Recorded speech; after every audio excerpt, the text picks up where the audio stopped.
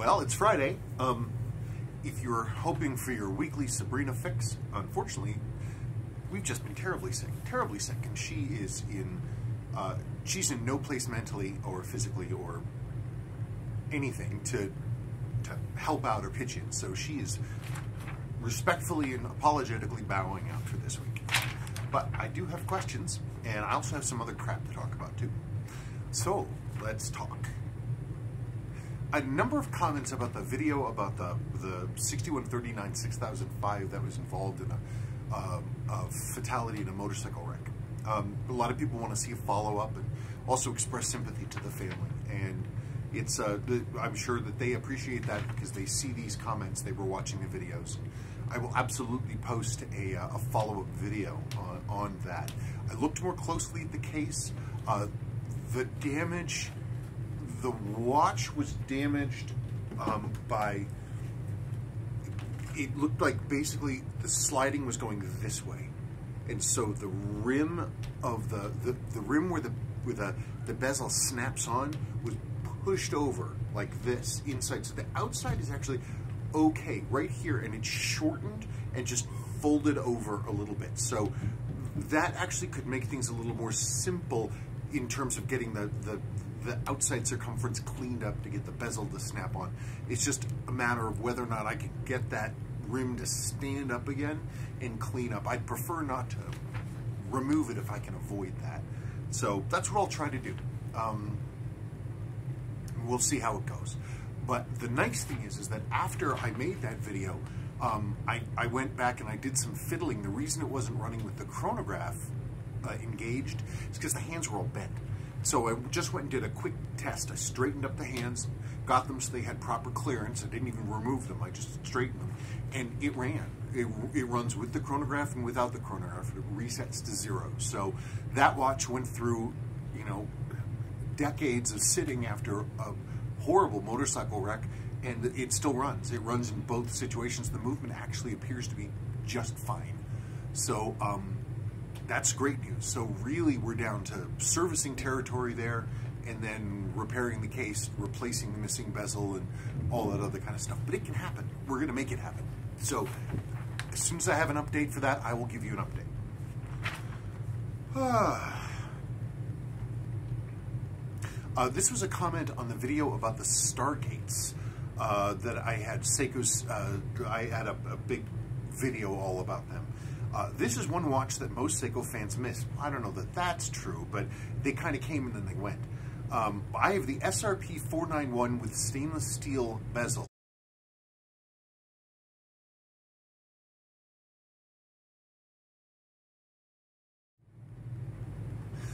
What an amazing piece. The case is a bit like the Sumo, but fits better. The indices are unique, and bluish-green lume makes them even more unique. The two-hands lume is like a pair of lanterns. But the most special part of the watch is the brushed stainless steel bezel with polished inner ring and polished grips. Look at the font. Isn't it nice? Anyway, at 200 USD, what a steal. It is an interesting watch, actually. It's one of the more unique ones that Seiko came out with that. I mean, unless, of course, you want to talk about the gold one, which I owned briefly and literally never wore it, never once put it on my wrist. But anyway, yeah, it's a cool model. And all those first-gen Seikos, or all those first-gen Stargates are, I don't know, they're thin on the ground. It's God, Seiko made a ton of them. Where did they go? Let's see. Here's the next question. Neil Sengupta. My question would be reliable sellers for vintage Seikos. The old saying is that you have to buy you don't buy the watch, you buy the seller. That's a good thing to do. A lot though of, pardon me, buying good watches, you really have to know what you're doing. In the sense of you have to be able to at least recognize what good looks like, and to be able to say, okay, well this is correct. The lume is excellent, or the case is good, or this is original. And it really just takes exhaustive, constant research for the desire of doing the research, of learning more about the model, looking at all the websites possible, looking at spotter's guides, old and new, running it past, you know, picking somebody else's brain that would have more information for you. it's great to get a good seller, and a good seller is a good seller will be a great advocate for you, and they will want to make sure that you aren't buying junk and that you're getting what you need. A good seller is going to watch out for you, which is great. But your first line of defense is yourself. So you need to do your research and really understand the model that you're looking for, so that you not only can choose what is a good example of the model, but also to figure out if that model is even really for you. There were so many watch models in the very beginning when I first started doing this. I was like, oh my God, I really want one of those. And then I got it and it just didn't really work for me.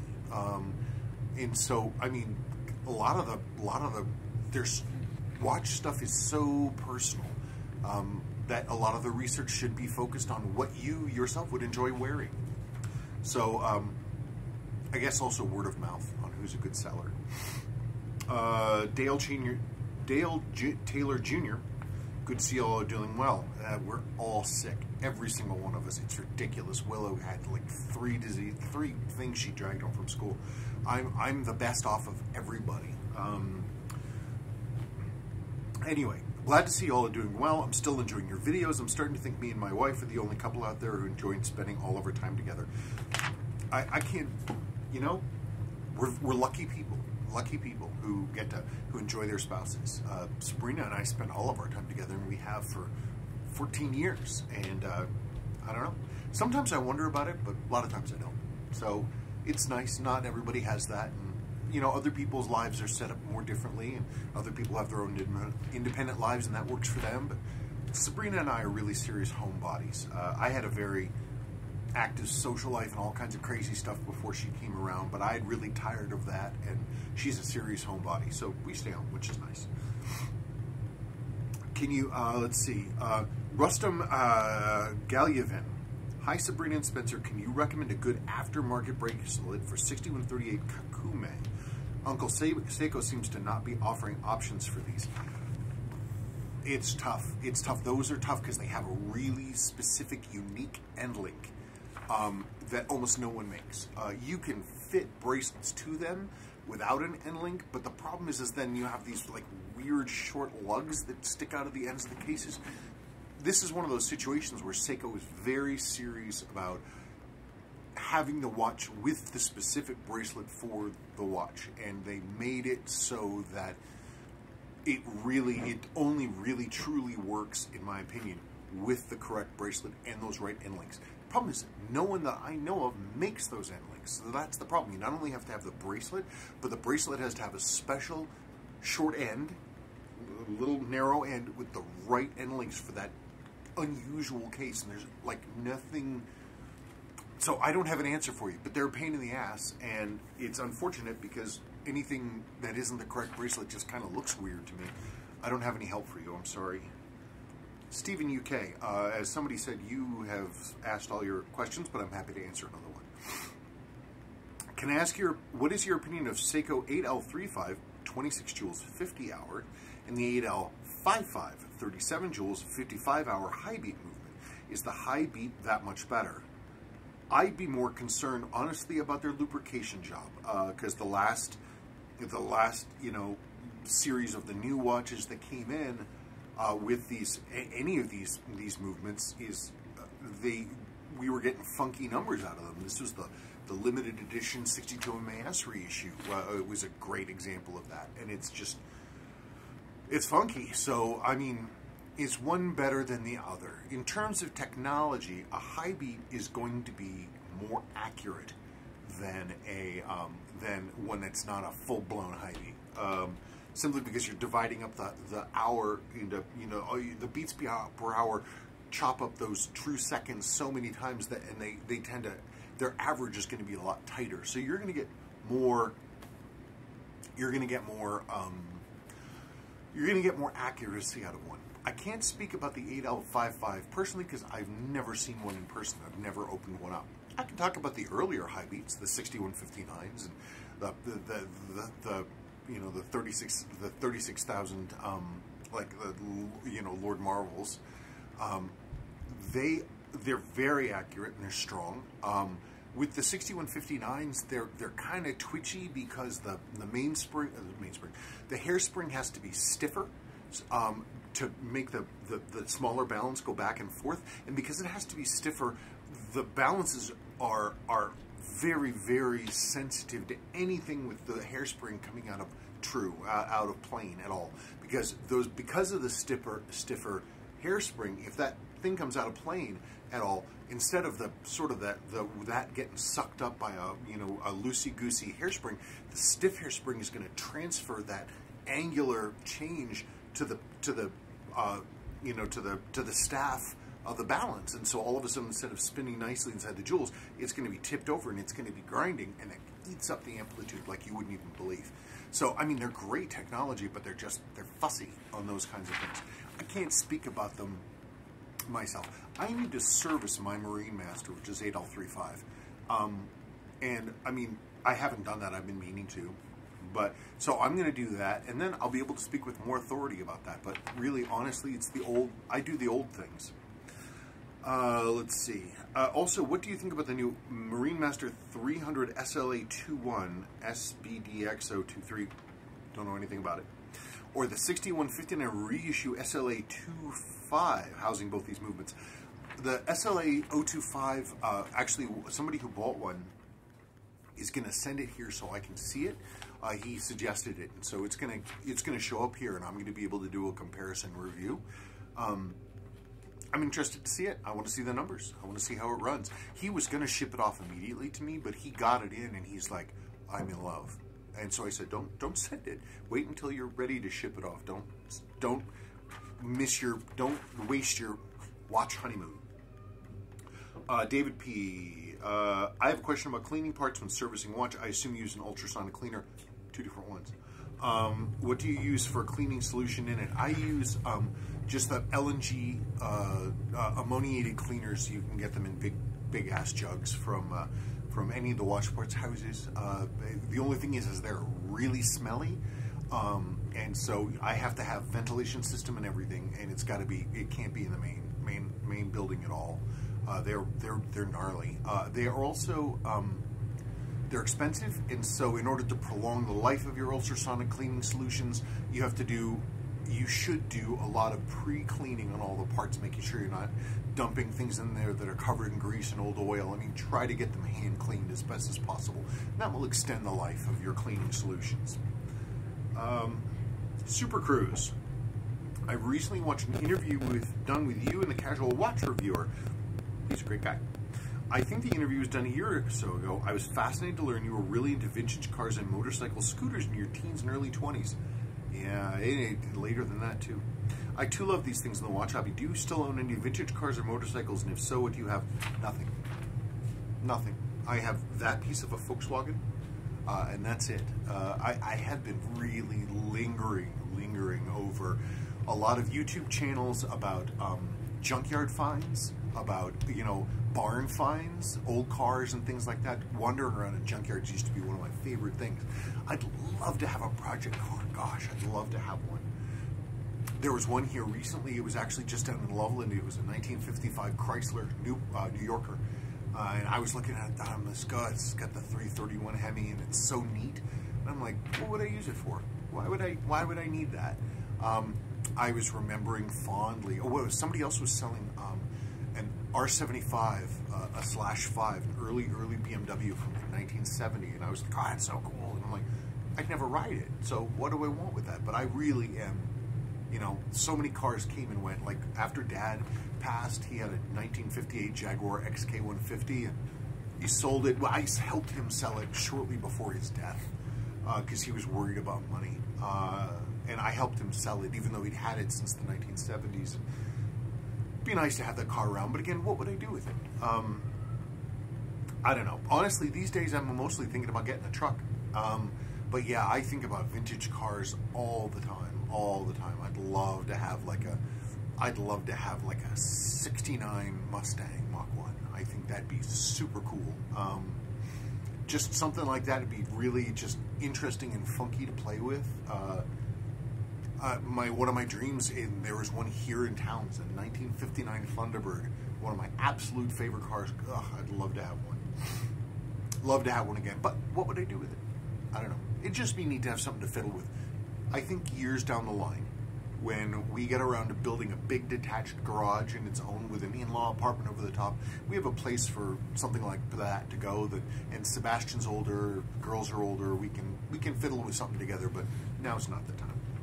But I wish. I have almost nothing left. I think I had 15 or 16 Vespas at a certain point, and literally all I have left is the special tool for removing the castellated nut off the flywheel. That's all those scooters I had, they're gone. All the VWs that I ever had, that's the last piece.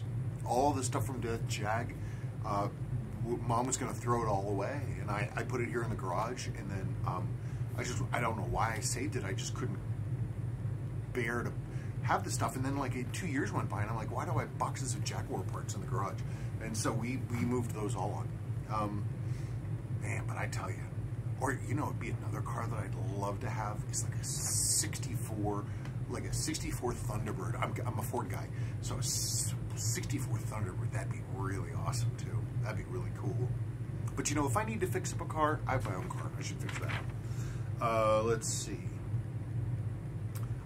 Jens Rosbroich from Germany said that my manager voice reminds me of my German roots, strict discipline. Greetings from Germany. Ordnung muss sein. Order must be maintained. And it's not to be a jerk about it, it's just there are right ways and wrong ways to do things. There's good ways and there's less good ways to do things. And it can be frustrating when when you can't sort of bring those viewpoints along and get people to go along with you. And I tried to never use manager voice if I could avoid it. But sometimes it was inevitable, but I don't think it ever was a positive outcome of my using it. And there are people who enjoy being in charge of other people, and frankly, I'm not. I'm just not in charge of being other people. Not being in charge of other people is a good thing for me. I'm a lot happier when I'm not.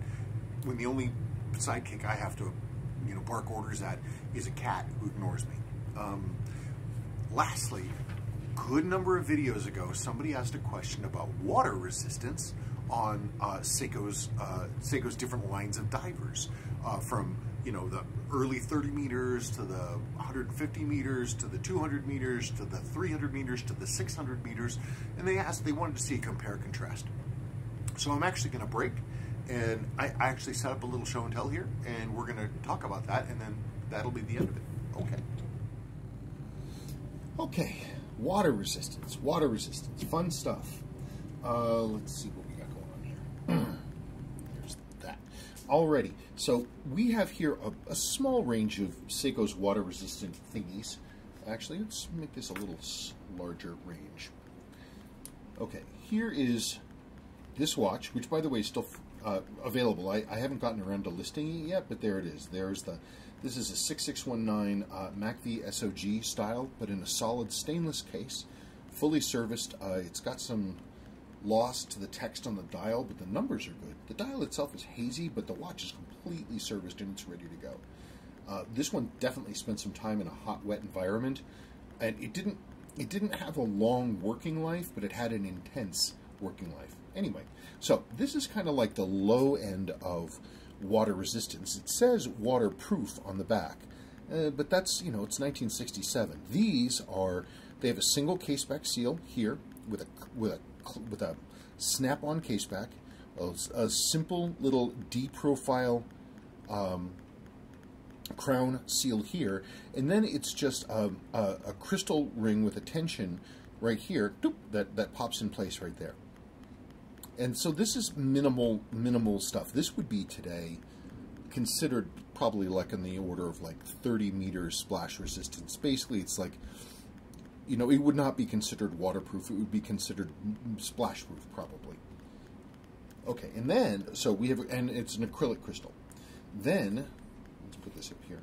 Then we go to this unrestored 70 meter, this is a 70 meter 6119 sport diver. These were this is a sushi diver. These are one of the ones that were marketed to like surfers and stuff like that, like, people who are going to go snorkeling. So this is 70 meters. So, but it's got really, the only two advantages that this has, if it had a crown, it has a larger, fatter crown seal that fits in this bigger tube. The tube here is actually pretty small. So this is a larger, fatter seal here. It has a screw-down case back instead of a snap, and it has a hardlex crystal that is snapped in place with a bezel. This is a crystal retaining ring right here, and that's the bezel. And this has an L gasket, so that's probably the biggest difference. As you go from this acrylic crystal to the L gasket. So the thing with the L gasket is it was invented to basically give a better seal to the crystal. Because if you think about it, this crystal, that's a huge... Every time you have a place where there's a seal, that's an area where moisture can get in.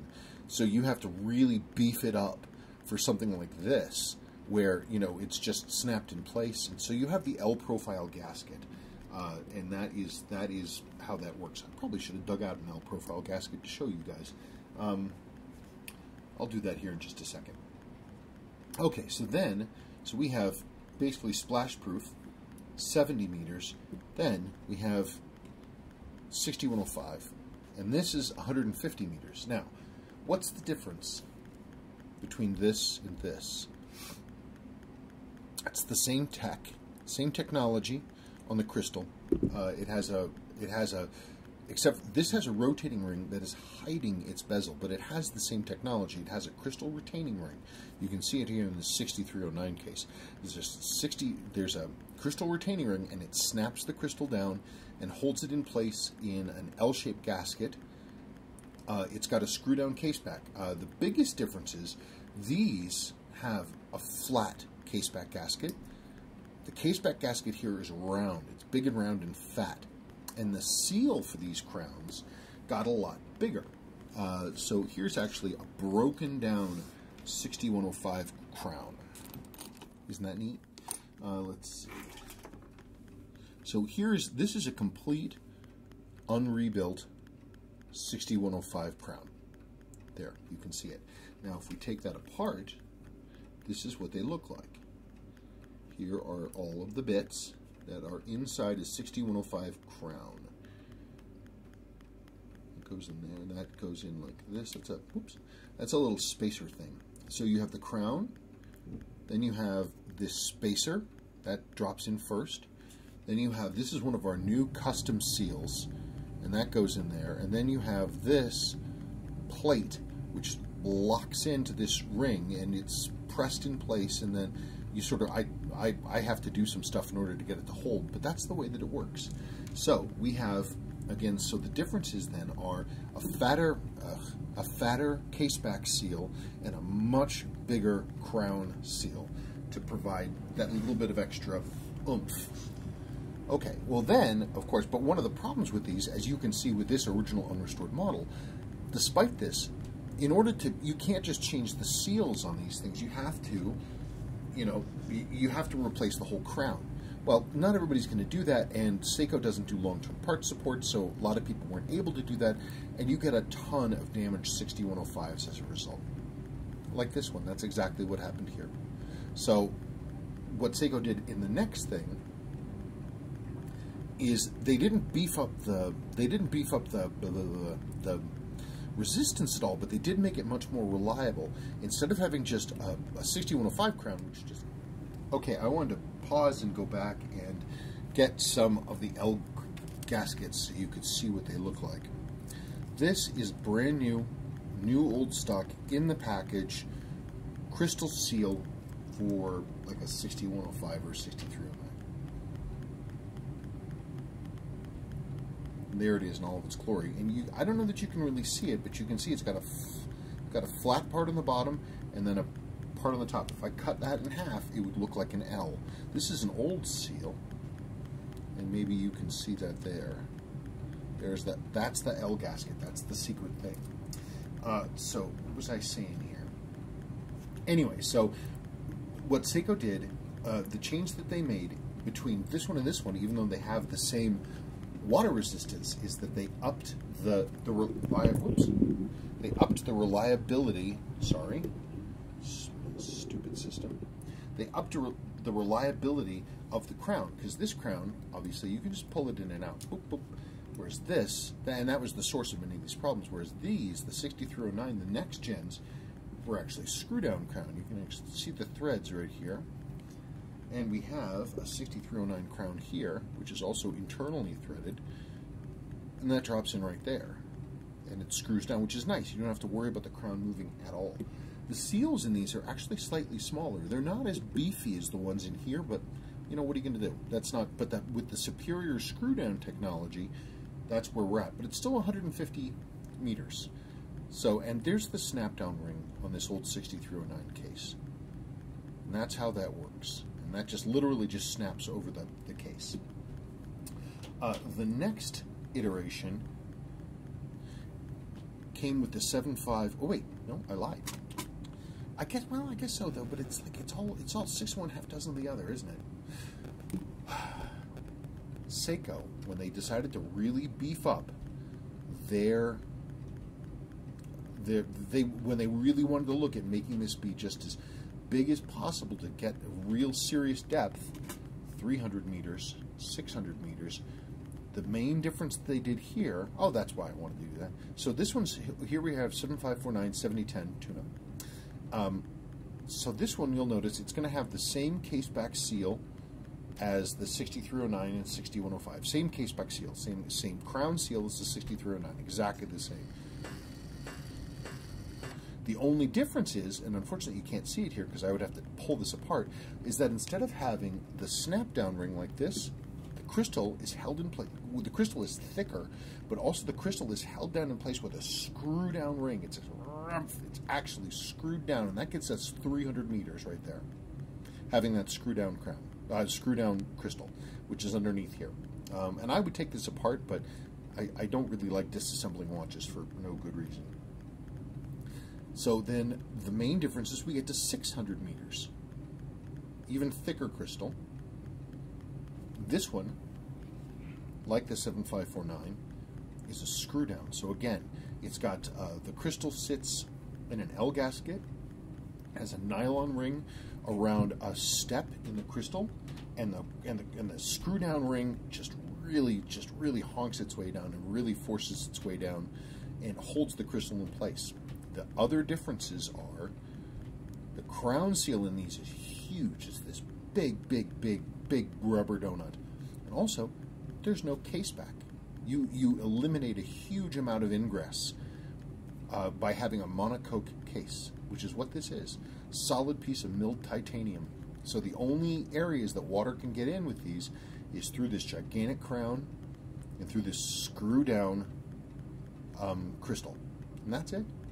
And that's the way that it goes. Those are the things. I wish I had one apart. When I do eventually get around to doing the service on this one, I'll pull it apart and show it to you folks so you can see it. And that's really about it. Okay, well, that was a little bit of fun. And again, I do plan on putting this up on the website. If somebody's looking for one of these, it is 100% ready to go. Okay, thank you.